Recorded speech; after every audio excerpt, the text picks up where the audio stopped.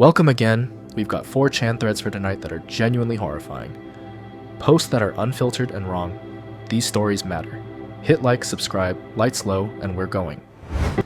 The fight wasn't even about anything real. That's the part that stuck with me later, sitting in the Honda in the back corner of the Meyer lot off 8 Mile, watching my breath fog up the windshield. It had been something about the dishwasher, then it wasn't about the dishwasher. Then she said the thing she'd been holding for a month, and I said the thing I'd been holding for 6. And by the time I grabbed my keys off the hook by the door, I already knew I was going to regret it. I drove for maybe 40 minutes with no destination. Ended up in that parking lot because it was lit and it wasn't home. December in Detroit is a specific kind of cold, not the pretty snow globe cold, the kind that gets into the door seams of an older car and settles there. The heater in my Civic worked in bursts, so I ran the engine every 15 minutes and killed it in between to save gas. By 2 in the morning, the lot was mostly empty. A couple of semis in the far row, one contractor van near the garden center, and a beat-up Buick parked 3 spots over from me. I hadn't noticed the Buick when I pulled in. It had that flat, dusty look cars get when they haven't moved in a while.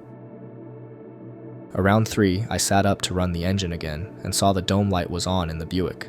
An older guy was sitting in the driver's seat, gray beard, wool cap pulled down low, one of those big brown Carhartt jackets that everybody's dad has. He had a paperback open on the steering wheel. He looked up at exactly the moment I looked over, like he'd felt me notice him. He nodded at me. I nodded back. That was it. I killed my engine and sat there in the dark, pretending I hadn't been staring, feeling weirdly caught out. Like I was the strange one for being there at 3 in the morning, and not him. Maybe 5 minutes later I heard his door open, just the soft click of a latch, and then the crunch of boots on salt and old snow. Every honest reaction I had said to start the car and leave. I didn't. I don't know exactly why. Something about how slow he was walking. He wasn't sneaking up on me. He was giving me time to see him coming. He stopped a couple feet from my window and held up a hand. Then he tapped his knuckle against the glass, real light, the way you'd knock on a bedroom door if a kid was already asleep. I cracked the window an inch. "Sorry to bother you," he said. His voice was lower than I expected. Not gravel, just tired. "You got a smoke?" "I don't, sorry." "No worries." He didn't move right away. He looked past me at the dashboard for a second, and I could see him clocking the empty passenger seat, the gym bag on the floor, my phone plugged into the dead cigarette lighter. Not judging, just placing me. "You alright?" he said. I laughed, but not really. "Yeah, fight with my wife. Figured I'd cool off." He nodded like that was the most familiar sentence in the world. "Cold night for it." "Yeah." There was a long pause, and I thought that was going to be the end of it.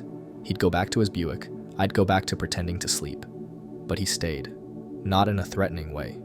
More like he'd forgotten what he was doing out there and was waiting to remember. I said, "You out here for the same reason?" He looked at the ground, kicked at something with his boot. "Something like that," he said. I rolled the window down the rest of the way. We talked for 2 hours. His name was Ray. He'd worked for the water department for 31 years. His wife had died in 2019, cancer, and he said the word cancer the same way you'd say Tuesday. He had 2 kids, a son in Grand Rapids, a daughter in Ohio. After the funeral, they'd started talking about the house. Too much house for one person, too many stairs. "They meant well," he said, and he said it twice, and I noticed both times. In September, the daughter came out with paperwork, said it'd be easier to get things sorted while he was still sharp. Ray signed.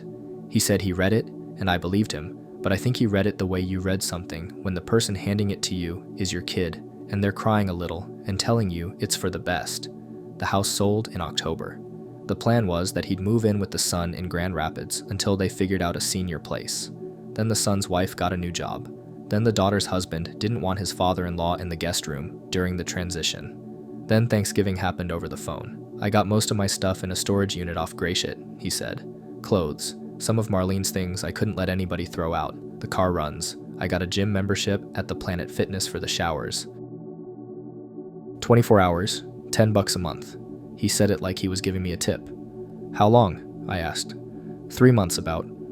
I think I asked if his kids knew, and he said they thought he was in an apartment in Warren.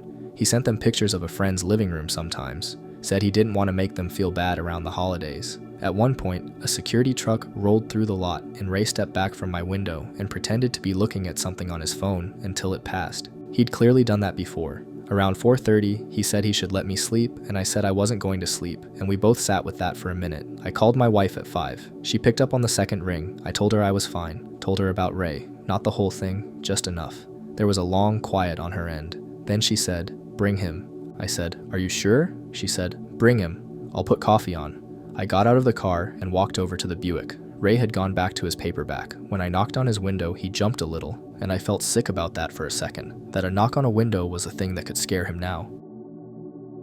I told him my wife wanted him to come warm up at our place. Coffee, maybe a shower and a bed. He said no about 4 different ways before he said yes. He followed me in the Buick. I watched him in the rear view the whole way. Headlights that kept drifting back and catching up, like he wasn't sure he was allowed. He stayed with us 2 nights. My wife made eggs. He apologized for the eggs, for the towels, for the amount of sugar he put in his coffee. On the second day, she got on the phone and started calling places. There's a program in Wayne County for seniors who've been pushed out of housing by family. It took about a week of calls. He got in. We drove him there ourselves. His kids don't know any of it, as far as I'm aware. That's his to tell. The fight with my wife, the one that started all of it, we never really finished having. A few days after Ray left, she brought it up, and it just didn't have the same weight. Neither of us could remember exactly why we'd said what we'd said. Nothing got resolved. It just felt smaller than we'd made it. I still drive past that mire sometimes. The Buick isn't there anymore. 12 years of doing this work, and I never lied to a client. Not once. Not even about the small stuff, like padding an hour to cover a meal break. If nothing was there, I said nothing was there. That's what people pay for, honestly. A grown man sitting in a Corolla with a cold coffee, telling you the truth you didn't want to hear. The client came in on a Monday in early June. Charlotte was already sticky, the kind of humidity that makes your shirt collar feel wet by the time you cross a parking lot. She sat in my office off South Boulevard and told me her husband had been coming home late, showering before bed, changing his phone password. 2 kids in elementary school, and a mortgage on a house near Ballantyne. She wanted to know if she was crazy. I told her no, she wasn't crazy, and I quoted her the flat rate for 4 nights of surveillance. She wrote the check herself. That mattered to me later. The first night was nothing. The husband, I'll call him T, left his office around 6:30, stopped at a Harris Teeter for a rotisserie chicken, drove home. Lights off by 11. I sat 2 houses down in a leased Camry with tinted windows and watched a family of raccoons work over a neighbor's trash can. That was the excitement. Second night, same. He picked up one of the kids from a friend's house, waved at the mom in the doorway, went home. Third night, I almost called the client and told her to save her money. Sometimes women come in convinced, and they're right, and sometimes they're not, and the honorable thing is to say so early. But she'd paid for 4, so I gave her 4. Fourth night is where I stopped being the man I'd been for 12 years. He left the house at 10:47. I remember because I'd just cracked open a bottle of water and looked at the dash clock and thought, if he's not out in 10 minutes, I'm calling it. He came out in dark jeans, a windbreaker, and gloves. Gloves in June, in North Carolina. That was the first thing. He didn't drive toward the parts of town where a man goes to cheat. No hotel row off Independence, no apartment complex, no bar. He got on 485 heading north, then peeled off at an exit I hadn't taken in years, out past where the developments stop and the land goes back to Pine and Kudzu. I hung back 4 car lengths. The traffic thinned to nothing, just his taillights and mine, and eventually just his. He pulled into a gravel lot behind a low cinderblock building with no signage. Looked like it used to be a machine shop, or a body shop, something that closed years ago. There was another car already there, a dark sedan. I killed my lights well before the turn-in and rolled past, then doubled back and parked behind a stand of trees maybe 200 yards up the road with a clean line of sight through my side mirror. He went inside through a side door. It didn't have a knob I could see, just a piece of plywood cut to fit. Someone opened it from the inside. I waited. Here's the part that's hard to explain unless you've done this work. When something is off, you feel it before you know it. It's like when you're driving and the car in front of you starts to drift and you tap the brake without thinking. Your body already made the call. Mine was telling me to leave, but I'd taken money to sit there, so I sat. 2 hours, my legs cramped. A possum walked across the road at one point, stopped in the middle, looked at me, kept going. Otherwise nothing moved. At 1:14, the side door opened. T came out first, walking backwards, holding one end of something long. The other man came out with the other end. I put the camera up and took the photos on instinct, and then I lowered the camera and just watched, because the viewfinder was making it feel like a movie, and I wanted to make sure I was seeing what I was actually seeing. They were carrying a bundle, roughly 6 feet, wrapped in what looked like construction plastic, the thick, milky kind you tape off a room with when you're painting. Wound tight, tape at the middle and at both ends. The way they were carrying it, one at each end, low, not letting it sag. It wasn't heavy for them, but they were being careful with the balance. That's what I keep coming back to, the care. They put it in the trunk of T's car, not the sedan. His car, the one his wife had made payments on. He arranged it inside for a good 30 seconds, tucking it in, closing the trunk gently with both hands so it latched without slamming. They didn't talk much. The other man said something short, and T nodded. Then they got in their cars and drove out of the lot in opposite directions. T went back the way he'd come. The other car went further out, deeper into the county. I sat behind the trees and my hands weren't steady. That surprised me. 12 years, and I'd seen bad things, but usually the bad thing was somebody's marriage, not this. I did not follow him home. I drove to an all-night diner off Sharon Amity and sat in the parking lot until the sky started turning. I made 2 calculations. The first was about the client. She had 2 kids. If I gave her the photos, she'd go to the police that night, and he would know within the hour that his wife had hired someone. I did not want to think about what a man who does what he'd just done would do in that hour, with the mother of his children in the house. The second was about me, about what I owed her, which was the truth, and what I owed the 2 kids I'd never met, which might be something else. I called her a little after 6. I told her I hadn't found anything. I told her 4 nights wasn't always enough, but in my professional opinion, her husband wasn't stepping out. I said I'd refund her the full amount because I didn't feel I'd earned it. She got quiet on the phone. She said thank you. She said she felt stupid.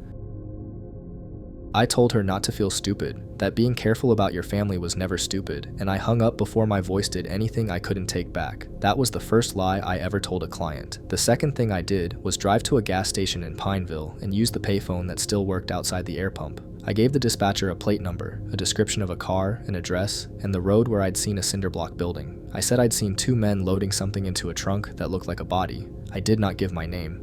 I hung up while she was still talking. Then I went home and slept for 4 hours and got up and took another case, a workers' comp thing, and didn't think about it for about 11 days. 3 weeks later, it was on the news. They didn't name T right away because of the other people involved, but I knew the car, and I knew the road, and I knew the shape of what they described in the trunk. It was worse than I'd let myself imagine sitting behind those trees. It confirmed both calls, the one to her and the one from the payphone, in the same breath. I still take the work. I still tell clients the truth. I've had one other case since then where I felt something similar in my chest and I paid attention to it faster. I never met the 2 kids. I hope they turned out fine. The file was on the 3rd shelf, 2nd cabinet from the left, in the basement room we called the graveyard, Charleston PD, corner of Virginia Street. That's where the cold cases go to be forgotten in peace. I'd been in the unit maybe 4 months. Standard cold case work is boring on purpose. You read paper, you retype witness statements into the new system. You call families once a year to say we haven't forgotten, which is a lie by degrees. Sergeant Jean told me to pick one from the 80s shelf and get familiar with pre-digital procedure. Ease in. I picked 87. The name on the tab was Colleen. 19 years old, disappeared from the employee parking lot behind a diner on McCorkle Avenue on a Tuesday night in June. Left work at 10:47 by the punch card. Her car was found the next morning, unlocked, keys in the ignition, purse on the passenger seat. Nothing gone, nothing broken, nothing. The file was thin. That was the first thing I noticed. A missing girl in 1987, no body, no suspect, no clear motive, and the folder was maybe 40 pages. I've seen shoplifting cases with more paper, 2 witness statements, both from other waitresses, a photograph of the car in the lot. A single canvas sheet from the surrounding blocks, done in one afternoon by one officer. That's it. The lead detective in 1987 was a guy named Roy. His signature was neat, small, all lowercase. He'd written in the margin of the canvas sheet, "Revisit Tuesday," and never did. Or if he did, no one wrote it down. Roy retired in October of '87, 4 months on the case. I flipped to the reassignment sheet stapled to the inside cover. That's where the department tracks who touched the file over the years. In cold cases, the list is usually short. 2, maybe 3 names spread across decades. This one had 8. Roy, 1987. Then Dennis, 89. Frank, 93. A guy we only had initials for. MH, 98. Then Kurt, 2001. Kevin, 2006. Another Roy, no relation, 2011. And Paul, 2015. Each one had a date they picked it up and a date they closed it out. None of them held it more than 7 months. I remember thinking that was strange, but not strange enough to say anything. Files get moved, detectives rotate, it happens. I started with Dennis, the second one, because I recognized the name. My dad had been on the department in the 90s and Dennis had come to our house once for a cookout.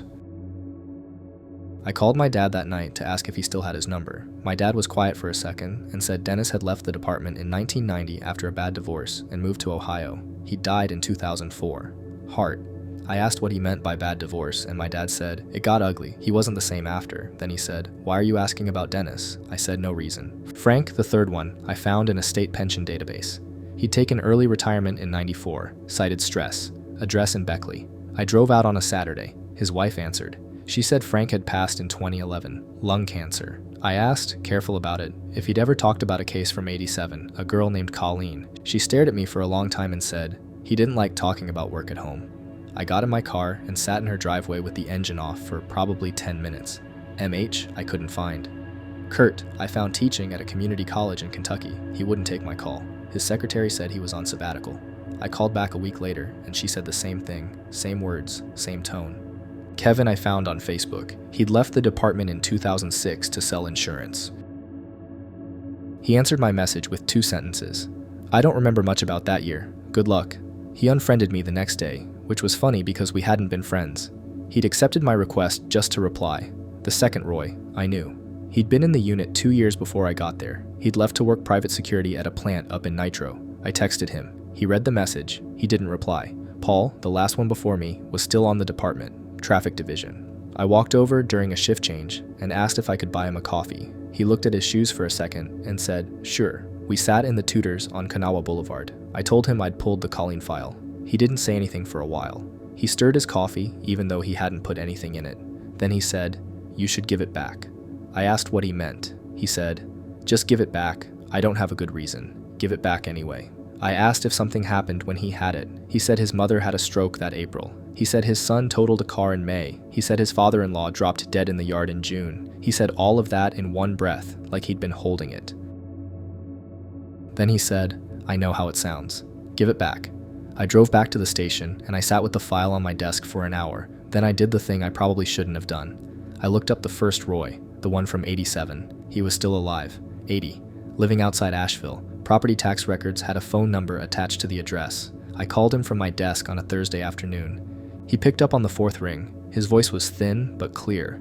I said who I was, where I was calling from, and I said I was working on a case he'd handled in 1987. A girl named Colleen. He didn't say anything. I said, sir, are you still there? He said, I've been waiting for this call for a long time. I didn't know what to say to that.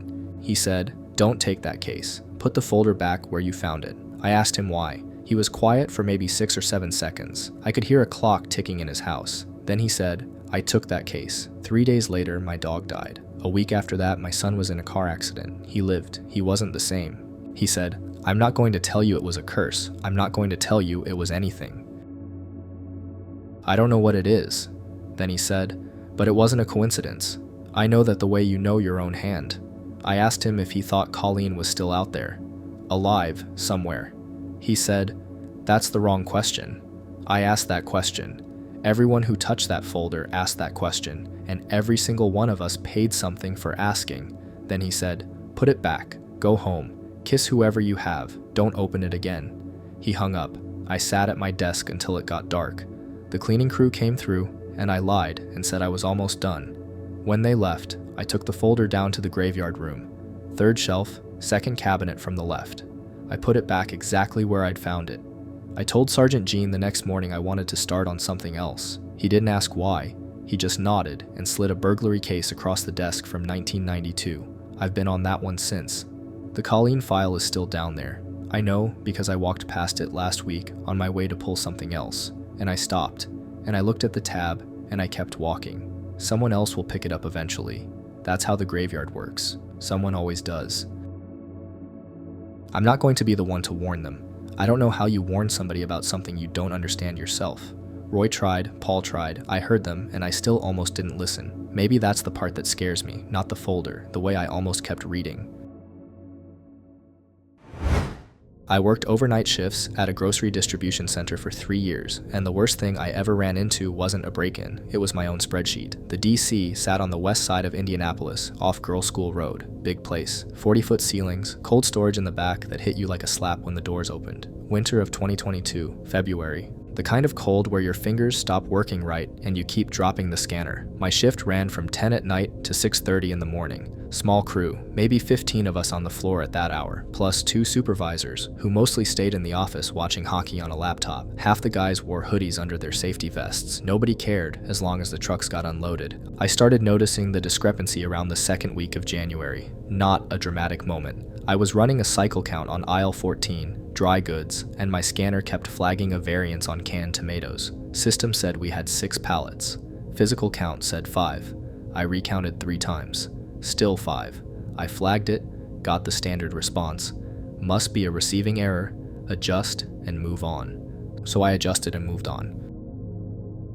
2 nights later, same aisle, different SKU, pasta this time. System said 8 pallets. I counted 7. That's when I looked at the transaction history on my scanner. Both times, a pallet had been coded out earlier in the week as damaged in warehouse, DIW, real code. We use it when something falls off the racks, gets punctured by a lift tine, whatever. The damaged product gets pulled to the reclaim cage in the back corner and eventually hauled out by a third-party vendor. I walked back to the reclaim cage. A few busted bags of dog food, a case of leaking bleach, no pasta, no tomatoes, nothing that matched the write-offs from that week. The first time I told myself I was probably reading it wrong. Reclaim gets cleared on Fridays. Maybe the vendor picked it up early, I let it go, but it kept happening. And I'm the kind of guy who can't leave a loose thread alone. My apartment has 3 notebooks full of gas mileage from a truck I don't even own anymore. So I started tracking. I opened a spreadsheet on my personal laptop and logged every DIW entry I could see in the system. Date, time, SKU, quantity, who was signed in as the damaging associate. That last field was the one that stopped me. 3 names kept coming up. I'll call them Dre, Marco, and the older guy everyone called Pop. Dre worked pick-pack, Marco was a Lyft driver, Pop had been there longer than the building had been renovated and mostly did what he wanted. All 3 worked the same rotation as me, Tuesday, Wednesday, Thursday overnights. Every DIW event tied to those 3 happened between 2 and 4 in the morning. That's the dead zone, when the supervisors take their long break and the front dock is quiet because outbound doesn't start staging until 5. I kept my head down and kept adding rows. By the 3rd week, I had 5 events. Baby formula, pasta, canned goods, coffee, and a full pallet of Tide detergent. Retail value on that pallet alone was around $4,000, all coded DIW. None of it in the reclaim cage. Not a bent can, not a torn wrapper. What got to me was how casual they were. Not the theft exactly, the casualness. One night I passed Dre in the break room, and he was eating a microwave burrito, watching TikTok. Marco was next to him scrolling his phone. They said, "Hey." I said, "Hey." Everything normal. An hour later, a fresh DIW entry popped up in the system for 2 cases of Red Bull. 2 cases, not a pallet. Small enough that nobody was going to walk back to the reclaim cage looking for it. That's when I understood the scale. It wasn't only the big obvious hits. They were nibbling too. A case here, a case there, all night long. The uncomfortable part was, I had to keep working with them. Marco asked me to help pull down a rack that was leaning bad, and I did. Pop offered me half a gas station sandwich around 3 a.m., and I ate it. I laughed at their jokes. What was I supposed to do? Refuse a sandwich? I kept telling myself I'd wait until I had enough. I didn't want to walk into logistics with 3 data points and get told I was being paranoid. I wanted the pattern to be so clean, nobody could argue with it. Around the 5th week, something pushed me over the edge. I was walking back from the bathroom around 3:30 when I saw Marco's Lyft parked next to the outbound dock. Engine running, forks empty. That dock wasn't supposed to be active. Nothing was scheduled to move out until 5. The overhead door was open about 4 feet. I could see the back end of a white box truck. No company logo. Kentucky plate. I kept walking like I hadn't noticed. Went back to my area. 15 minutes later, the door was closed, and Marco was back on the floor doing letdowns like nothing had happened. Next morning, before I clocked out, I checked the DIW log. Full pallet of infant formula, coded by Pop, time-stamped 3:22 a.m. That was event number 7. I got home that morning and sat on my bed thinking about it for a long time. These weren't strangers. Pop had covered a shift for me in December when my grandma was in the hospital. Marco had jumped my truck in the parking lot one night. If I turned this in, they were done. Fired at minimum, probably charged. I thought about leaving it alone, transferring to a different DC, pretending I never opened the spreadsheet. But I thought about the pallet of formula and how somebody's kid wasn't going to get it, and how the price of formula was already through the roof that winter. And I thought about the fact that if this ever blew up, I was one of the 4 people with access to that section at those hours. Guess who catches a share of the blame? I logged event 8 the following Tuesday. Coffee, full pallet, coded by Dre at 2:47 a.m. Wednesday morning at 6:15, I walked into the logistics manager's office with a printed spreadsheet, screenshots of the DIW entries, photos of the reclaim cage on the mornings after each event showing there was nothing there, and a one-page summary at the top. Dates, names, times, dollar values. No accusations, just the pattern. He read it twice, didn't say anything for maybe a full minute. Then he asked me who else I'd told. I said, nobody. He said, keep it that way, and went back to reading. The following week, they put covert cameras in 3 spots. I didn't know the exact locations, and I didn't ask. My shift stayed the same. I acted normal. Pop offered me half a sandwich again on Thursday, and I ate it again. They got caught Friday night, about 4 in the morning. Full pallet of laundry detergent moving through outbound door 6 to that same white box truck. Loss prevention was already sitting in an unmarked car in the lot. All 3 walked out in cuffs. The buyer, some guy who ran a stall at a flea market off Pendleton Pike, got picked up 2 days later. I heard the details from the morning shift lead, who wasn't supposed to tell me but did. He shook my hand like I'd done something heroic. I hadn't. I just kept a spreadsheet.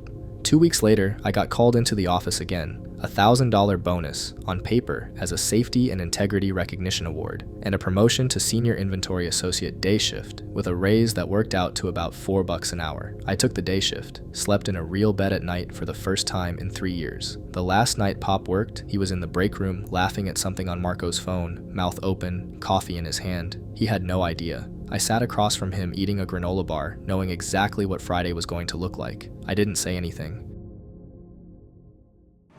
And with that, we call it a night, but know the night isn't over for you.